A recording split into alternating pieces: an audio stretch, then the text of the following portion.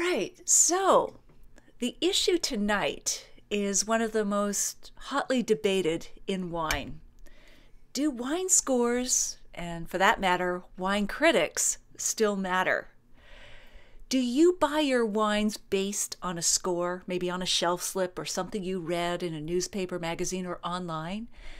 And do winemakers make their wines to get higher critic scores? We're going to be talking about that, plus other really engaging, interesting topics with our guest tonight. Now, before I introduce our guest fully, I want to welcome you all.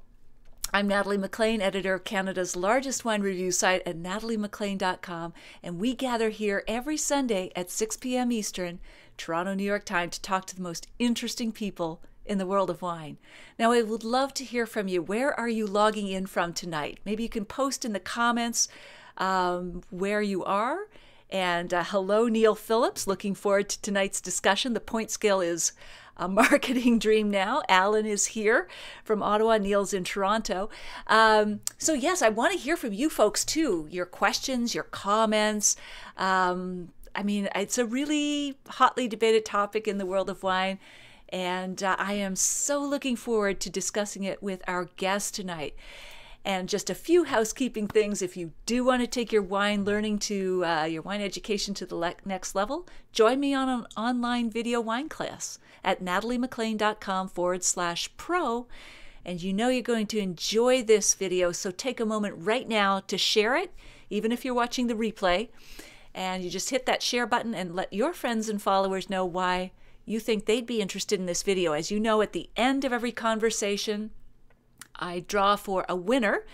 We will be drawing for last week's winner, and that will be some swag from Texas Tech University and Dr. Tim Dodd, who talked to us about wine marketing. Tonight's winner will be getting a copy of her book, The Emperor of Taste and The Emperor of Wine and the Rise of American Taste. We're going to talk more about that book. So you'll want to get sharing and commenting right now. All right, folks, and let me just look at who's coming in here. We've got James Norton from Florida, St. Augustine, and Dave Head here is from Cookstown. Excellent, guys. Keep going and keep logging in. Where are you logging in from? What's in your glass? And what's on your mind in relation to wine critics and wine scores? All right, so let me tell you about our very special guest tonight. She is an award-winning journalist and wine columnist for both Bloomberg News and Decanter Magazine. Her most recent book, The Emperor of Wine, The Rise of Robert M. Parker, Jr. and the Reign of American Taste, garnered international praise. She has also written for Food and Wine Magazine, House Beautiful, The New York Times, and House and Garden. She serves regularly as a wine judge in international competitions, appears on radio and television, and she is a frequent speaker at wine festivals and industry events. And she joins me now live from her home in Connecticut. Welcome to the Sunday Sipper Club, Aileen McCoy. Hello. Hi, Natalie. It's so nice to be with you. Terrific. That's great. I'm so glad to be connected. So many people are looking forward to our conversation tonight, Aileen. Now, let's just start off with maybe a couple of your favorite stories before we dive into Robert Parker and scores and all that sort of thing. Now, tell me a bit about the hazards of vineyards. You travel around the world. You're off tomorrow morning to another destination. Tell me about what it's like in vineyards, especially when there are multiple vehicles involved. Well, I think everyone has such an interesting view of what a wine writer does. And often I've heard from people that they think, oh, you're always in these great restaurants and lining up these great wines. And it's not always like that, because if you really want to understand wine, you have to go where they're making it. And usually a winemaker or will say, do you want to go and see the vineyards? And of course, you say yes, because that's where the grapes are and that's where the wine comes from. And I remember, which brings me to a little story about the time I went to a winery in Mendocino. I'd never been there before. First, there was the terrible drive that going up into the middle of nowhere. And when I was asked, do you want to go see the vineyard? I said, well, how will we get there? Oh, we're going in this big truck. I thought, what can happen in a big truck? So off we go in this truck. And what I hadn't realized was that several days before, it had rained and rained and rained and rained, and in fact was cloudy as we were driving through the vineyard. It was so muddy in the vineyard that the truck, which was a pretty big truck, got completely stuck. So we had to get out and try to actually push the truck, which was useless. I had not really prepared for stepping into huge puddles of mud and squish. So my feet were getting sort of sucked down into the vineyard. And the culturalist just said, we're just going to have to climb up the vineyard. And so I'm starting, trying to climb up in this slippery mud. And then he said, just remember, don't grab the grape bunches. So I'm thinking, oh my God, I'm trying to grab onto anything, to hell with the grape bunches. So the other side of that, of course, is that people take you around in the most frightening looking open ATV, all-terrain vehicle, and are turning around as you go down a slope that's just almost vertical, which is exactly what Robert Kamen, the screenwriter who was behind Karate Kid, did with me in Sonoma. So this was another vineyard experience that was terrifying. He didn't see it that way, but I was extremely happy to get to the tasting room. So what can I say? Always be careful about the shoes you wear when you go to a vineyard. Did he get you painting the fence like the Karate Kid or anything like that? No. He did let me read a screenplay though, and ask for my comments, which was very nice of him. And he's great, hilarious person, and making a really interesting, wonderful wine too. Wow, I didn't realize that. Does it have any namesake with the Karate Kid, or is it? No, it's called. He uses his own name, Kamen Estate. Oh, okay, there you go. All right. Yeah. Well, we've got lots of people coming in our virtual wine door here. We've got Charlotte Cadieux. She's on vacation in Portugal. Hello, Charlotte. Douglas Trapasso says Chicago's in the house. Darren Vere is checking in from North Bay. Linda Michaels is here. Good evening from Pennsylvania. Dawn is here from Vermilion, Ohio. Lots of our American friends here. Bonita is here from Richmond, Quebec. Douglas is drinking Chianti 2013. Joanna Quartel from Toronto, Mission Hill Chardonnay. Neil Phillips, Toronto here. Alas, a glass of sparkling water at the moment, but just sorted out my Argentine collection of Bonarda. Paul and Patty Hollander are here from Virginia. And Bruno Rebelo de Sousa from Portugal. Beverly Aslin is here from Southern California and says hello. Linda Alexander is here. Dave Harmon is tuning in from Cabo San Lucas, Baja California. And Lori Kilmartin has joined us. Reva Singh, Sam Huck from BC. Wow, guys. Jen Havers is here. Reva says, great to be listening to Alin, and Jen Havers says, looking forward to this conversation. Alan Cameron says, he's just trying to jump right into this topic, Alin. He says, have either of us ever given a wine 100 points? Alin, have you ever scored? I don't even know your take on scores. Like, are you using them regularly in what you write about? I know you do long form and narrative and that sort of journalism. Are you scoring wines yourself? Yes, I do score wines, but I score them in different ways. Okay. For whenever I write a feature for Decanter, insists that all the writers use a 100-point scoring system. So for those articles, I do use it. Sometimes when I write in Bloomberg, I use a 10-point scoring system, mostly because it's a little more direct, and people seem to like it. Sometimes I just use, when I'm taking my own notes, a lot of times I just use a star system where it's a 1 to 5 stars, unless I'm really tasting quite seriously, specifically for a specific article. Right, good. And what's the lowest score you've ever given? Alan is asking this question. 0. Oh, did you ever publish that? Well, I did not publish a 0 score. I think that there are some wines that I've had that I would give a minus score to. Ooh, ooh. Certainly anything that's flawed, Yes. like it's got loaded with volatile acidity that's just, awful, or it has absolutely horrible flavors. Yes, I've had a lot of bad wine. I'm sorry to tell you that. It's not all just Chateau Margaux every day arriving at your doorstep, Aileen?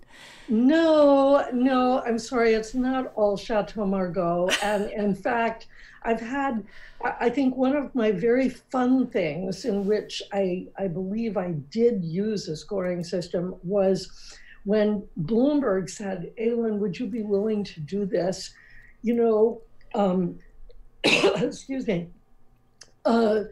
Starbucks has just started their serving wine, and one of the first ones in the country opened in Brooklyn, and they were going to have wine. They've since discontinued this program, and I arrived and immediately went over to look at the menu and so on. And I said, okay, I would like a glass of every one of those wines. And I would like one of each of the dishes that you suggest pairing with all these wines. And could I have them at that table over there? Everyone in the entire Starbucks was on laptops, and they were drinking coffee, and no one apparently had ordered any of these wines that were now available. And at the counter, they said to me, now, could you pay now, please? I think they thought I was just going to duck out without paying. And I heard this little boy who was there with his mom say in quite a loud voice to his mother, do you see that lady over there? She's drinking, she has 10 glasses of wine. Anyway, let me just tell you, it was not like tasting Chateau Margaux. There was a reason why they discontinued this. Did it not work? I'm intrigued because we haven't had wine in Starbucks here in Canada yet. So was this an experiment for Starbucks that didn't work, or just that one branch? What was happening there? No, it didn't work. I think that they found that nobody really ordered wine. I asked them who was ordering wine, and they said Bible study groups, which surprised me because I, number one, didn't know Bible study groups actually met in Starbucks. But and a lot of people, they claimed, in other parts of the country were ordering the wines, but the wines weren't interesting enough. And, I think I gave them all pretty low scores. There were one or two that actually were really quite good for the price. But as an idea, that's not why people go to Starbucks. They go to Starbucks to have coffee and check their email. That's true. They needed a miracle of Cana, a la the Bible wine study, not just water into wine, but something better wine. Anyway. But just to return to the score idea, yes. I mean, I think if a wine is undrinkable, it should get 0. It shouldn't get like 60 or something. I don't see why it should get 60. Have you published that, like in any print magazine, a zero or a really low score? Yes, yes. You have. I have published zero. And I'm just trying to remember when. Well, I have published zero. I can't think when recently, but I do know that this summer, I did a whole column about the outrageous versions of rosé that are now being foisted upon the public. And I think I gave like 2 points to the Welch's rosé grape juice. I didn't even know they made wine. Exactly. Oh, no, it isn't wine. This is alcohol free. But there were several others that were rosés that came in a can, and another one that was just really available through a wine club and was absolutely horrible. And so they got like one, 1 out of 100? No, 1 out of 10. Oh, okay. So that's sort of, I guess that's 10 out of 100. So still, it's a bit of a failing mark. Still pretty bad. It is. Do you get any comments or backlash when you publish scores like that? I have had producers email me and tell me that they are very upset that I didn't like the wine and wouldn't I like to try it again? And I just reply, no. All right. I don't want to try it again. End of conversation. Right. So at least no threats or anything like that. I have never had any threats from anyone. I know that people I know, other colleagues have had threats about things that they have actually written about wine, but I think the main thing that I've had is someone emailing me, "You don't write about our wine." And, why not? And usually it's somebody who has a very big PR arm or something. And I usually say, because your wine isn't any good. So I'm not going to write about it. Brutally honest. That's great. Awesome. Well, and we're going to come back to threats and things because we're going to get into Robert Parker, but I'm going to nip over to the comments because they've been coming in steadily. Great. Yeah, absolutely. People are so excited about this topic tonight. Carrie Brubacher says, Carrie and Doris are here from Midland, Michigan. Riva Singh says, hello, Aileen. She must know you. I say hello to Riva, whom I saw in July in Champaign. Oh, so, excellent. Hello, Riva. Is she a sommelier or a writer? No, Riva is a publisher of the most important wine publication in India. Oh. And so it's fantastic that she's tuning in and, I'm very happy that she's joining the conversation. I love this connection, this worldwide connection. There's someone who gets up in Singapore and has his morning coffee and watches this. And then we've got people in London, UK, and it's midnight there. I just love this. We've got Neil Phillips. Don't worry, we'll have a glass with something for dinner. Oh, yes, you're on sparkling water. Dennis Schaefer says, Aileen is one smart wine person. She is, Dennis. Francis says, hi from Ottawa. Patty is here. Dave Head says, for me, it's a 20-point scale. Ellen McDonald is here. Douglas says, I was surprised that the Starbucks experiment didn't work. It could have worked if Starbucks sourced their wines, probably meaning getting better wines, as carefully as their coffee. That was part 2 there. Lori says, were Starbucks wines as expensive as their coffees? Were they overpriced, Aileen?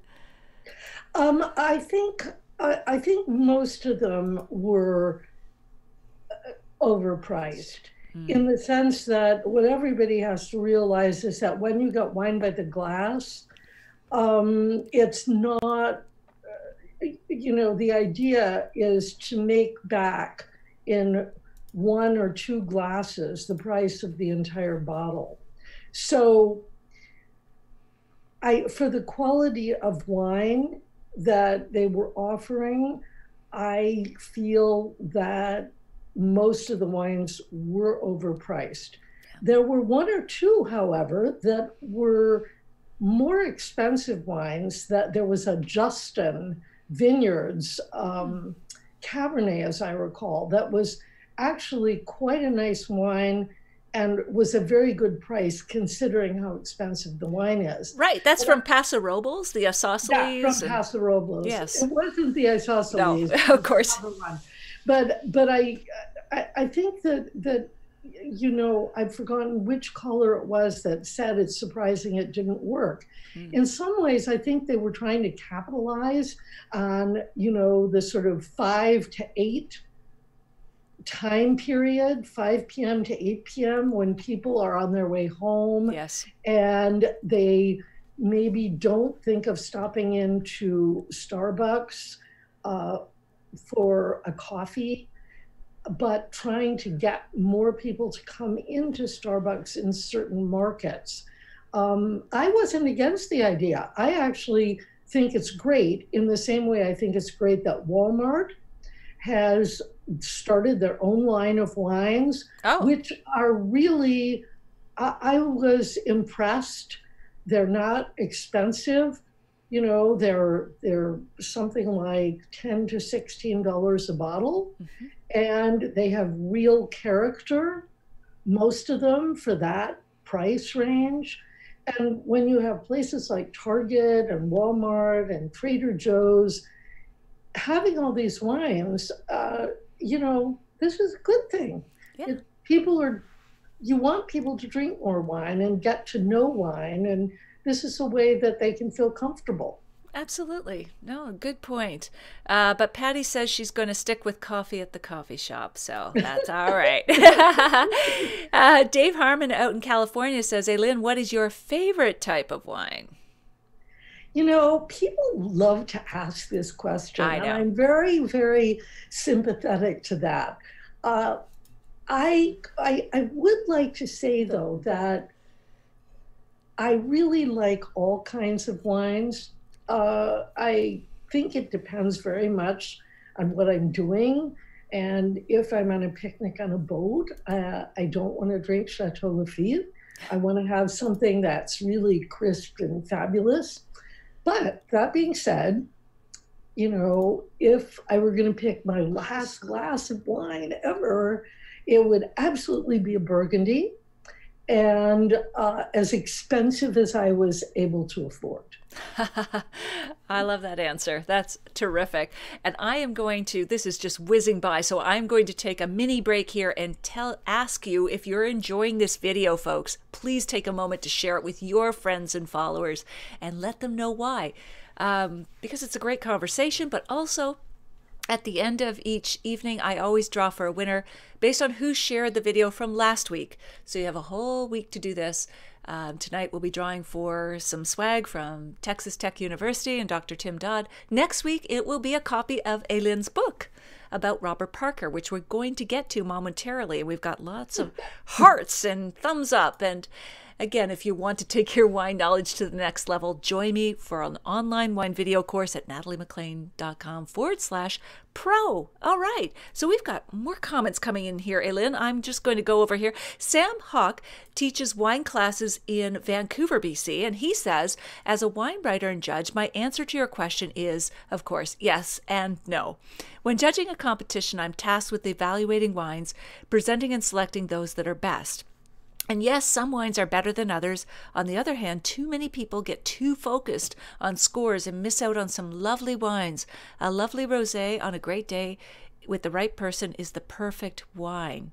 And let me just go through a few more comments, and then we're going to get right into scores and critics and Robert Parker. Yes, go ahead. I would just like to say that I totally agree with that. Yeah. I think that I totally agree with that idea about wine. And I'll just throw in this one quick little story of when I was actually running a wine class for a lot of people who were just sort of getting into wine. And there was this great couple who came up and said, "Do you think we should buy a case of wine?" And I said, "Well, do you have a wine in mind?" I mean, and they said, "Yes, we had this wine. We really liked it. Should we buy a case?" I said, "Yeah, go for it. You know, why not?" The next week, they came in and told me that they had not bought that case of wine. And the reason they hadn't was that they had read that it only got 86 points or 87 points or something like that from a critic. And they thought, well, they weren't going to buy it. And I said, "Yes, but those people aren't going to drink that wine. You're going to drink it." And they said, "Yes, but maybe there's something wrong with our taste buds." I thought that was the most sad story. Because, you know, taste is not like, you know, vision, where you have 20/20 is perfect vision. There is no such thing as, you know, everybody agreeing on the taste of things. Good analogy, yes. Yeah, and I think that I totally agree that too many people feel that they have to get a high, the wine has to have a high score or it won't be enjoyable. That simply isn't true. So I sorry. love that. No, I love that story. And the analogy, that's really good. It's like, it's not binary when it comes to taste. It really is highly subjective, and we get so caught up with the scores. Gwen Barton has joined us. Great show. And Neil Phillips is here. Francis is saying, "What's the most expensive wine you've tasted?" We keep that there for the end there. Francis, we'll get to that. And Dave had, "We are members at Justin with the Isosceles." Andrea Shapiro is here. Wow, these comments I can't keep up with. Reva Singh, "I can't share the video much as I'd like to because it's 3:30 a.m. Oh, you can still share. They'll get it in the morning, Reva. It's okay. You won't wake anybody up by sharing the video. Paul Hollander says, "Costco's Kirkland label has some very good wines. They are a negotiation with wineries similar to Cameron Hughes Lot Series." Okay, yes. Douglas says, "Did Mr. Parker ever work in a restaurant? I don't remember anyone saying he was sommelier, but I wonder if he caught the wine bug working in a restaurant." We are going to get to that. James Norton, "Everyone is different olfactory sensations." So we have buried the lead here, but here we go, Eileen. You wrote the book on Robert Parker, and it's done so well. And you just said, so it's in 5 foreign editions, and it's coming out in Chinese, the Chinese edition, right? Yes, yes. Congratulations. It's in Japanese too, you know. So, wow. But yeah, I'm very, very excited that it's going to finally come out in Chinese. It's fantastic. It was such a good book. You captured the whole zeitgeist with Robert Parker. So let's dive into that topic. Where are you at right now with wine scores, and whether it's Robert Parker or other critics? Do they still matter? How much influence do they have? What's your take on it now? First of all, yes, I think they still matter. They especially matter to consumers in places, large sort of kinds of wine stores like maybe Total Wine, and I don't know the comparable places up in Canada, but like Bevmo and big retailers. Well, of course, you have the LCBO, don't you? Yes. So I think where you don't have people who are knowledgeable in a wine store, scores remain important for people. I also think that they're still important to distributors. Of course, I'm speaking from the American perspective with our system of selling wine, where I think they're still important to some importers.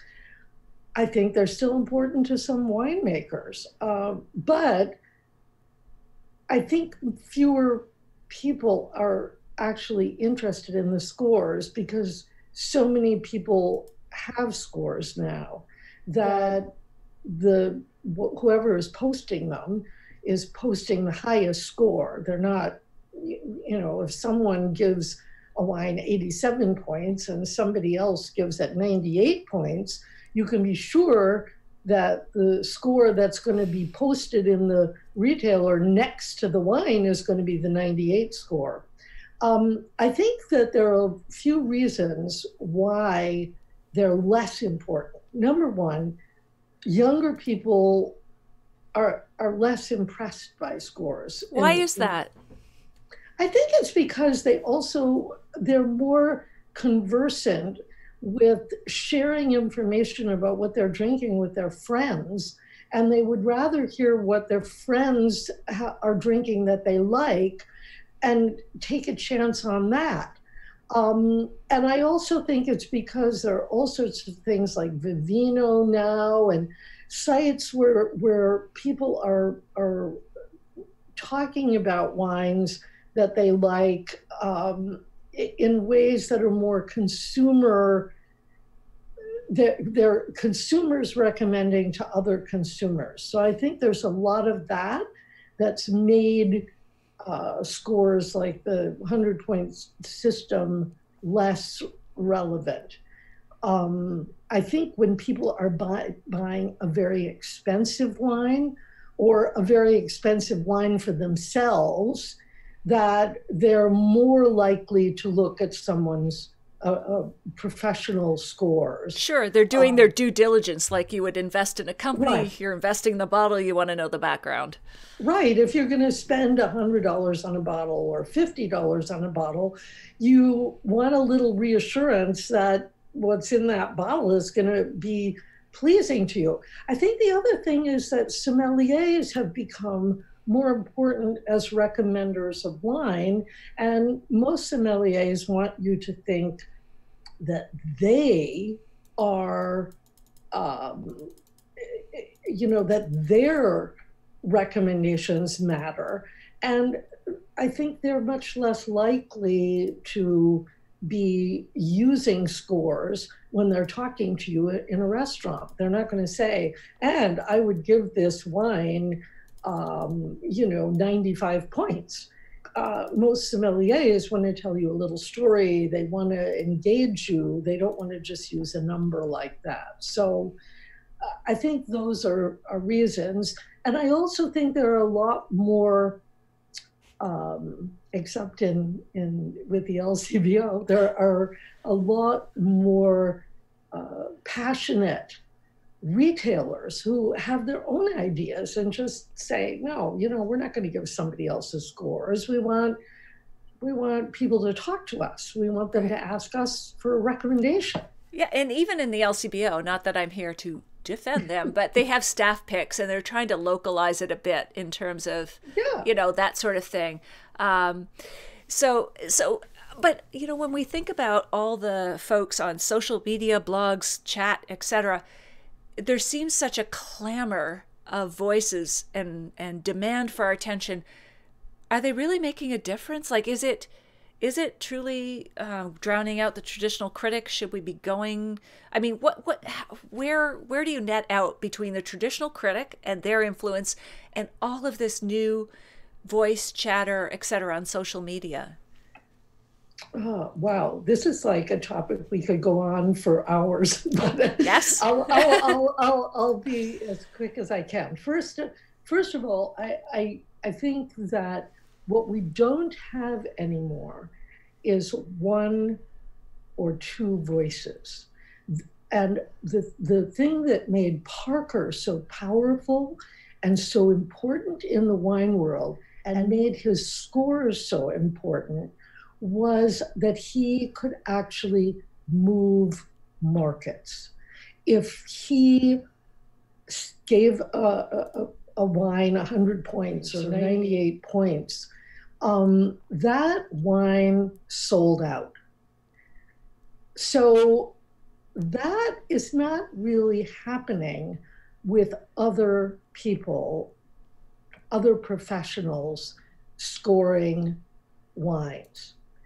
So with Parker's influence waning, because he's not reviewing as many wines and because it's a different world now, the impact of all these different voices is very, very different.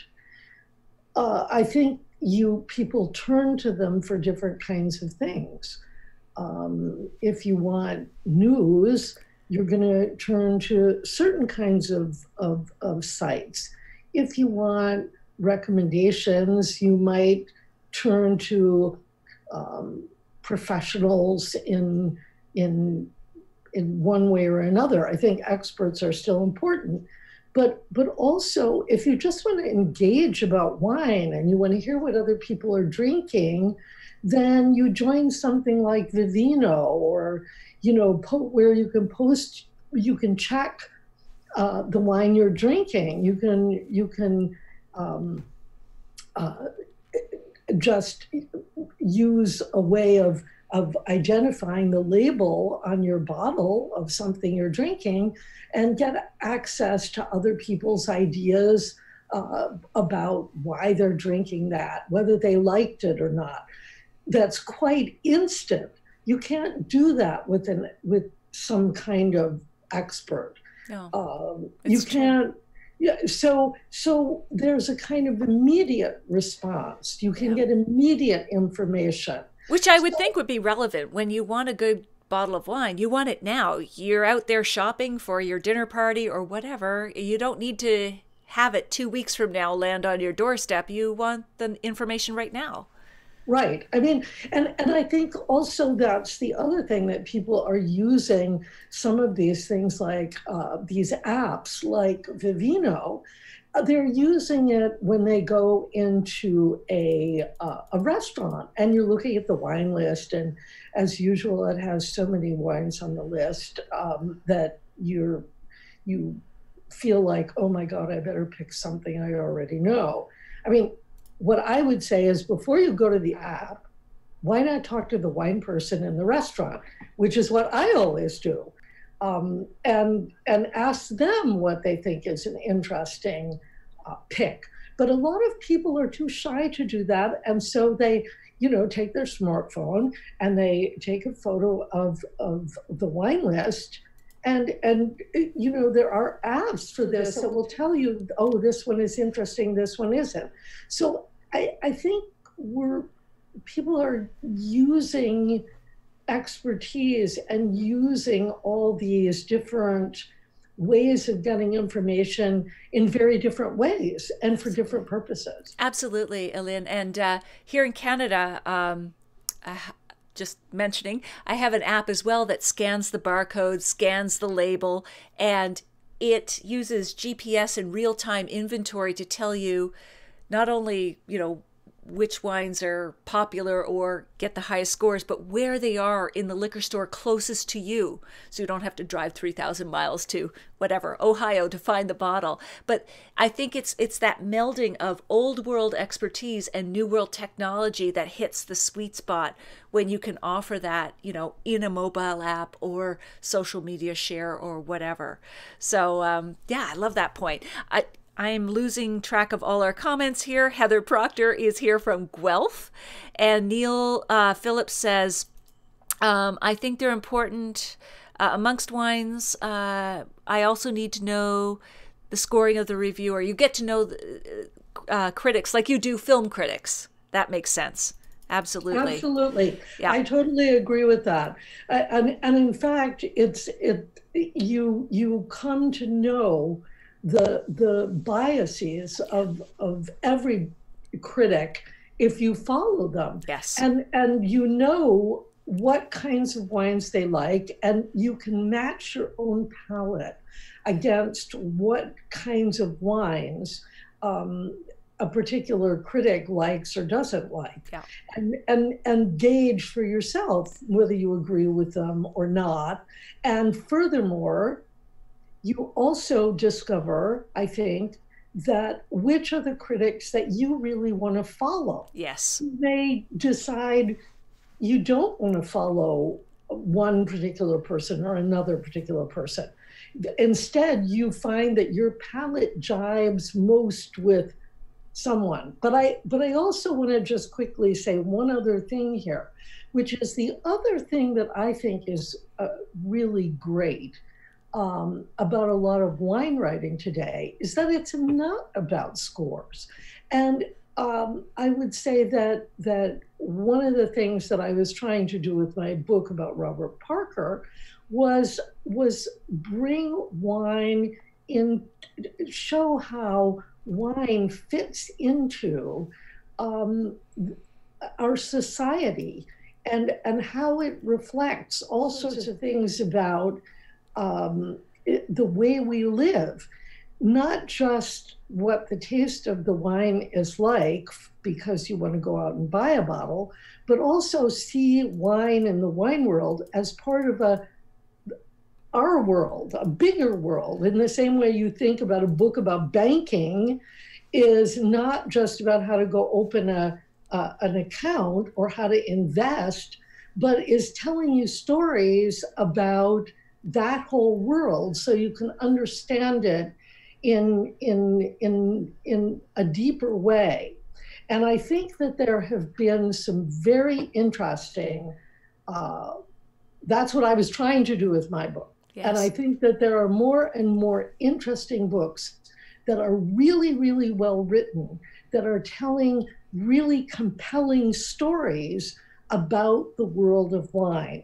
I would say, you know, Pete Hellman's recent book about Rudy Kurniawan in Vino Duplicitas. Okay, Bianca Bosker's book, which is highly entertaining, her book Cork Dork. I mean, these are books that are fun to read, interesting to read, and not just about whether a wine tastes good or not. Absolutely. And you know what, Elin? They've both been on this show, and that's the reason you're on this show as well. I love the stories. I love the broader context, what goes on around the glass, not just what's in it. And I'm probably taking that line from Jancis Robinson over in the UK.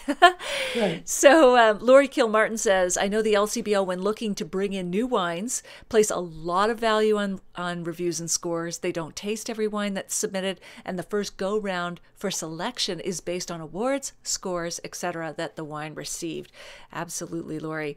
And then Charlotte Cadieux says, I agree. Being in Portugal, I'm drinking wines that people offer me, and whether they're good or very good, vacation is about enjoying life and not getting hung up on scores.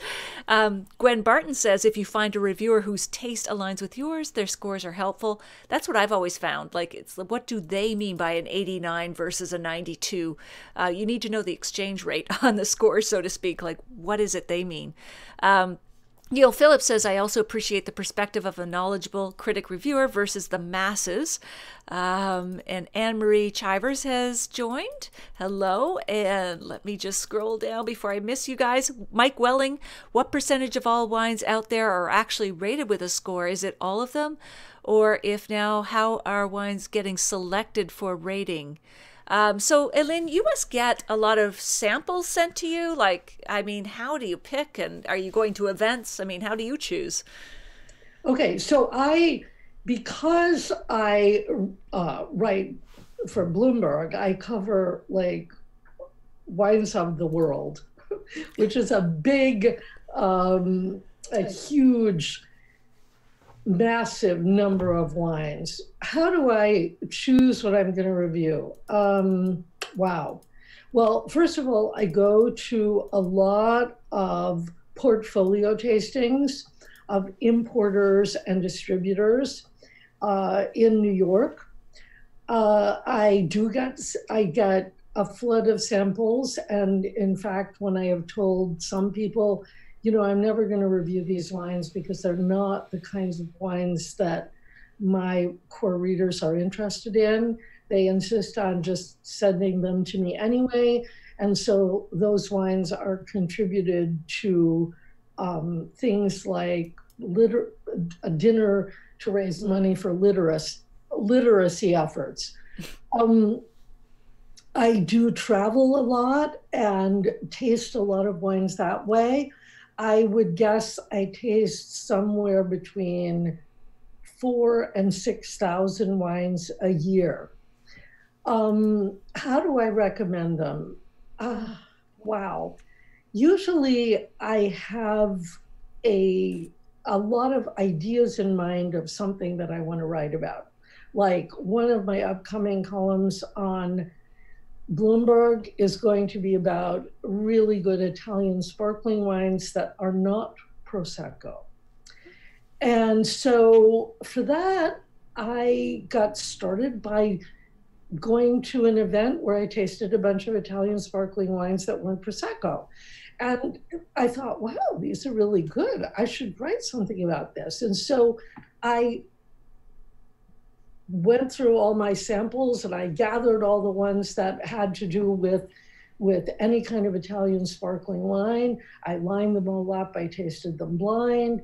I then called somebody who had emailed me about meeting to talk about some kinds of sparkling wines from another region in Italy. And I met with them and I tasted a whole bunch of sparkling wines. And then out of all of those, I will pick the 10 that I think are the most interesting, the best value for money, and that I personally think a lot of readers would like. And also are available, because I try not to recommend a wine that you can get if you go to one tiny little shop in one location. I try to find wines that, you know, have some availability. They don't have to have wide availability, but they have some availability. So I think that's pretty much how I do it. I also, when I come across something that really surprises me, I'll just give one example. For example, a number of years ago, sadly, Christian Moueix, who, you know, at the time was running Chateau Petrus and who owns plenty of sort of top fabulous Pomerol estates in Bordeaux, started producing regional wines that were under his name. And I met with him. We tasted one that was, you know, from the Médoc, one was from regional Saint-Emilion, and there was a regional Pomerol. That regional Pomerol was unbelievable. It sold for $17 a bottle. I personally went and bought 2 cases of this wine, and I thought it was just unbelievable. And I raved about it in one of my columns and got an email from somebody, I'm in Japan, how can I get this one? So I think that those are the kinds of things that I try to write about. I don't try to do, here are 100 California Chardonnays that I have tasted in the last month. I don't think that's not my kind of article. Absolutely. No, you tell stories, wonderful stories, Eileen. And we are just flying by on time. It's already almost 10 to the hour, but I'm going to catch some more comments here. Dave Harmon says, I prefer the way Amazon rates books. If you like this style, then you might like that producer. Wine is an art. One person may love it, another one doesn't. Lori Kilmartin says, thank you, Lori. I often pull up Natalie's site on my phone when I'm in the LCBO to look up the wines. I look at the reviews of people I know have the same taste as I do and take that into account when deciding what I'm going to buy.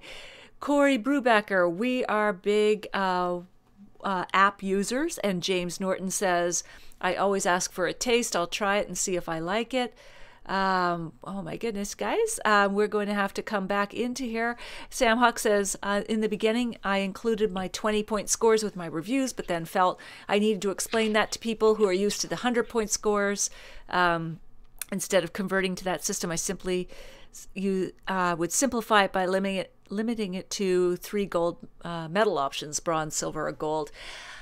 Oh my goodness. And so we're not even going to get to all the other topics that I had planned, Eileen, but with Robert Parker, what do you think, why did he rise to such prominence, and what was your intrigue with him to actually write this book?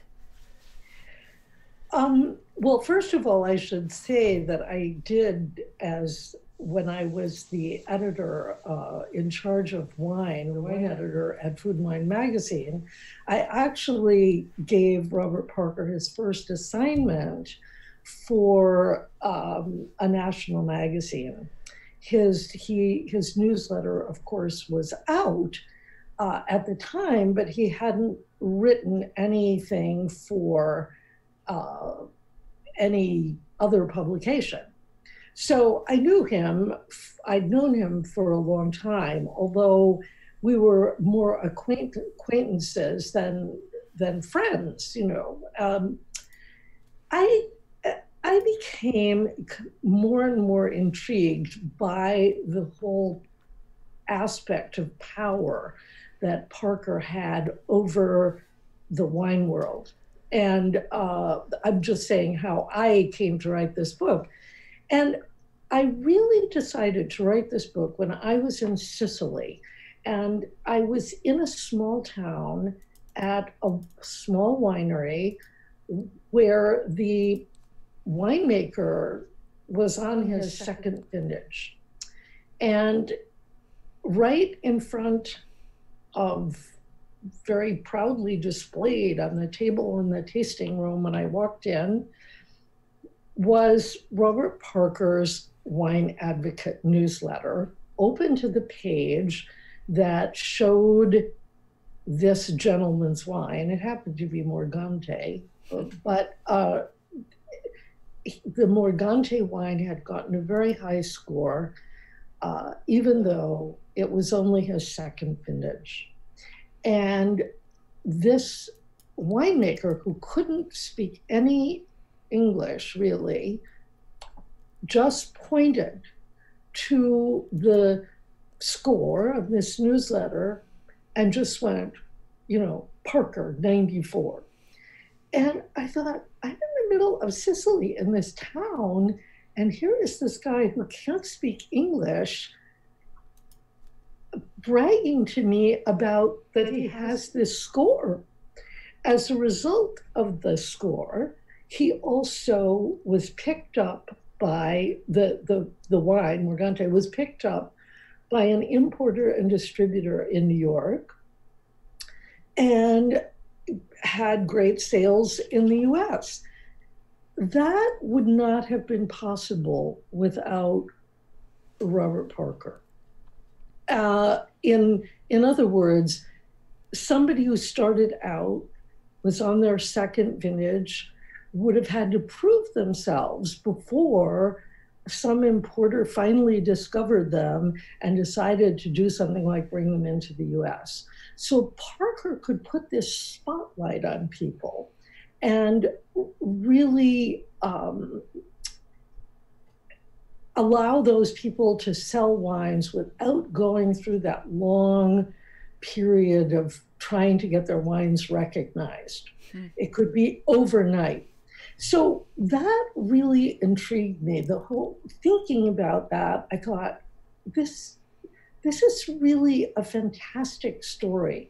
It's also, to me, was a fantastic story because Parker started out of nowhere. He was a lawyer. He didn't even grow up with wine. Yeah, he was the son of dairy farmers, right? Who drank more Coke than wine. Right. And so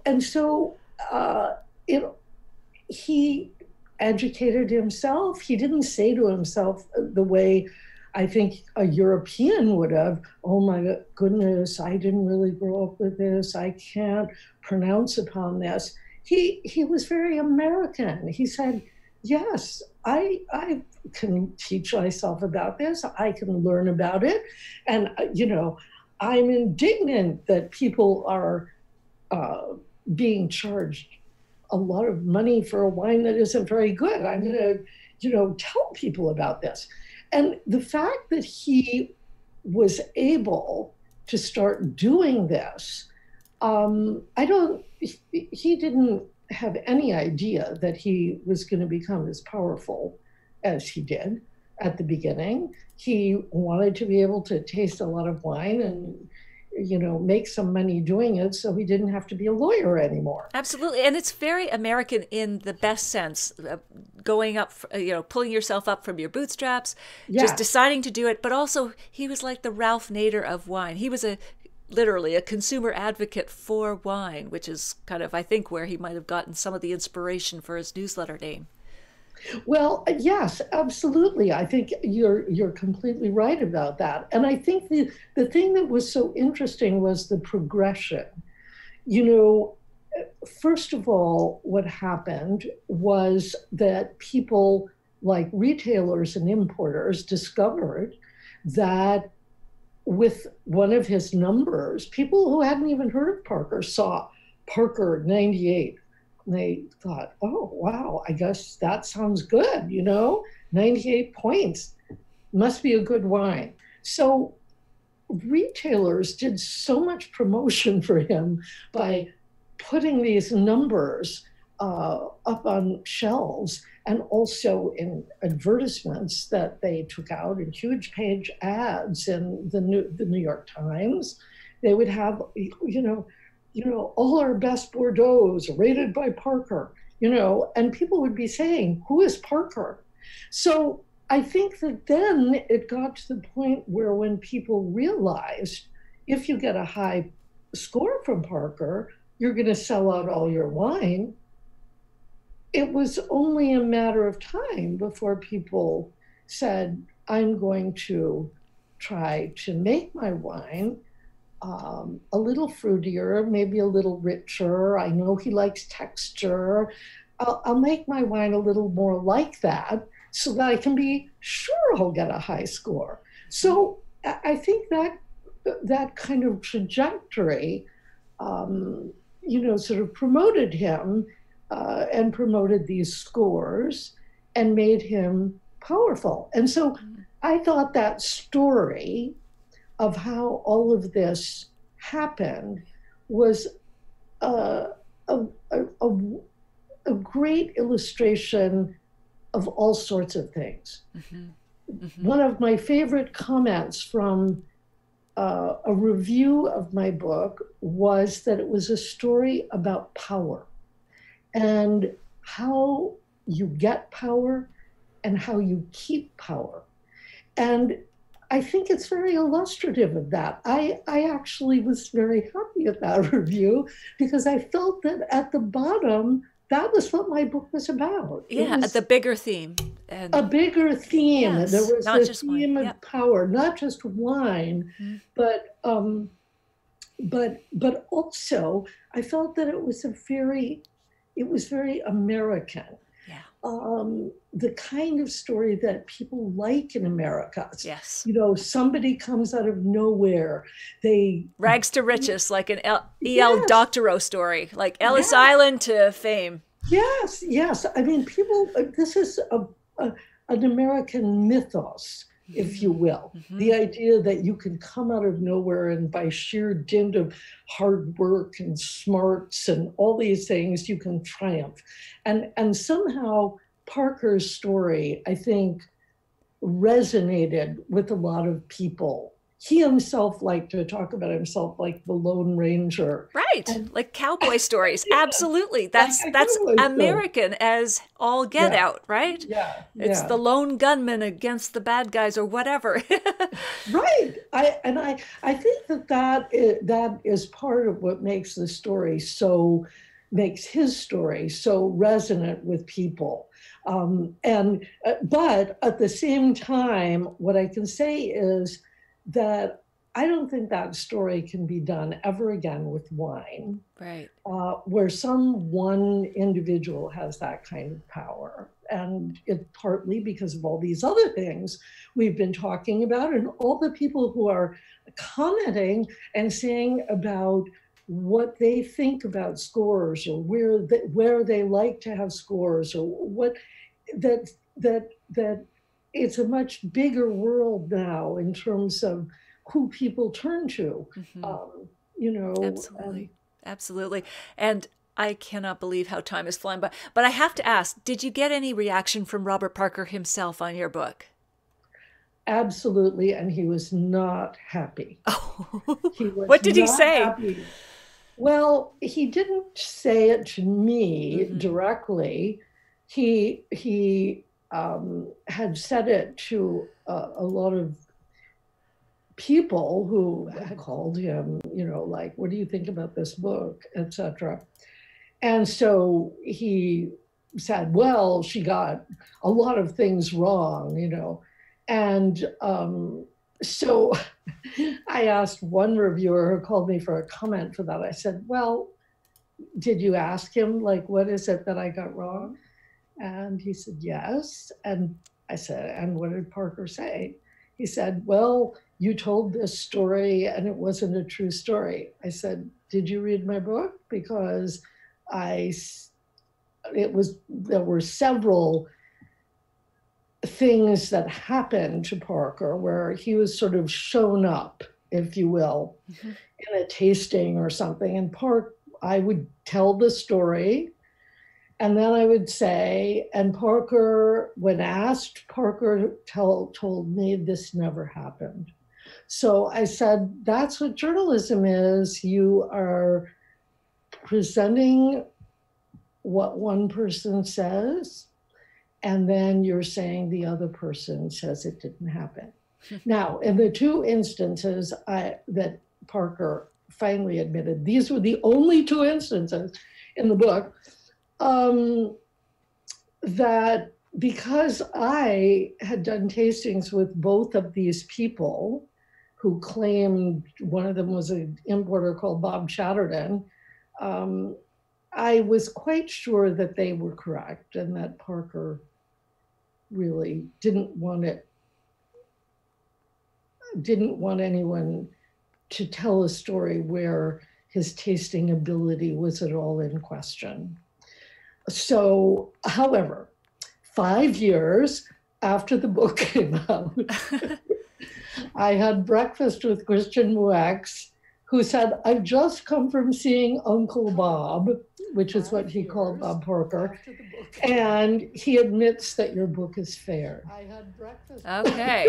All right. Well, justification in the end. But that, I mean, if he had thought if he agreed with the whole book and he was happy with it, I would have been very unhappy. Yes. Because that wouldn't have been provocative enough.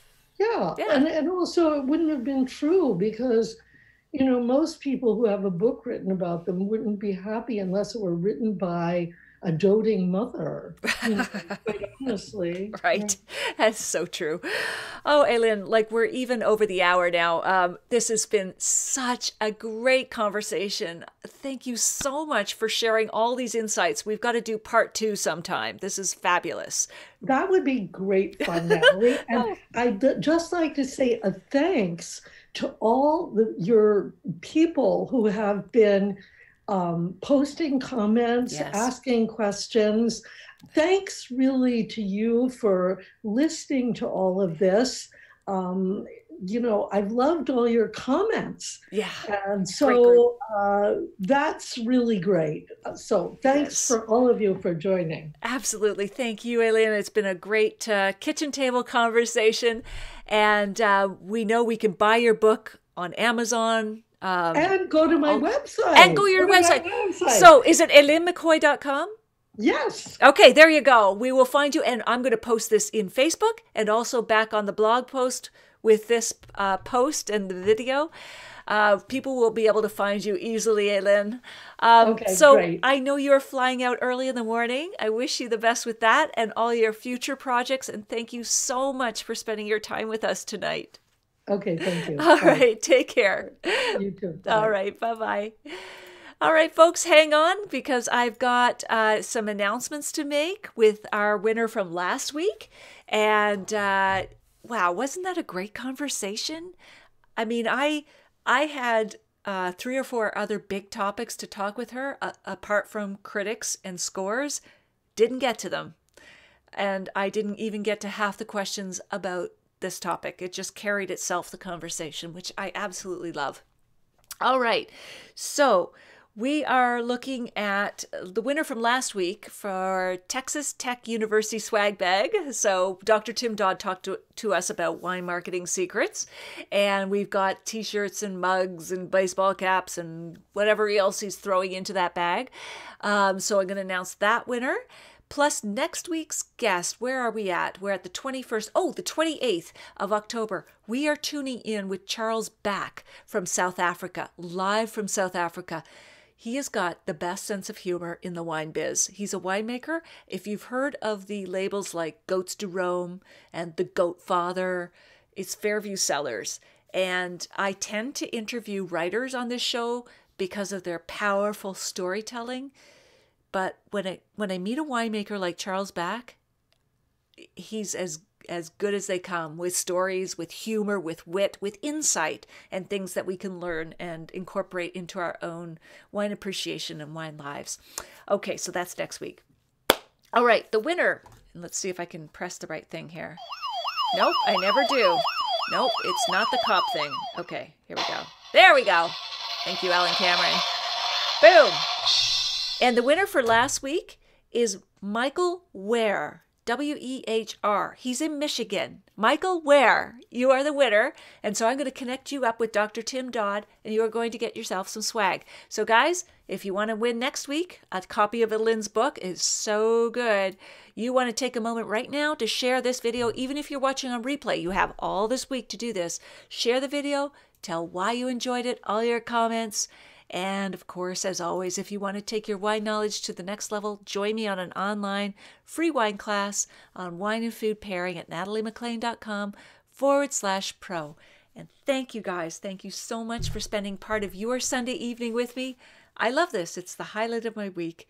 And I appreciate you joining me here. See you next week at 6 p.m. next Sunday, 6 p.m. Eastern, Toronto, New York time. Take care, guys. Bye for now.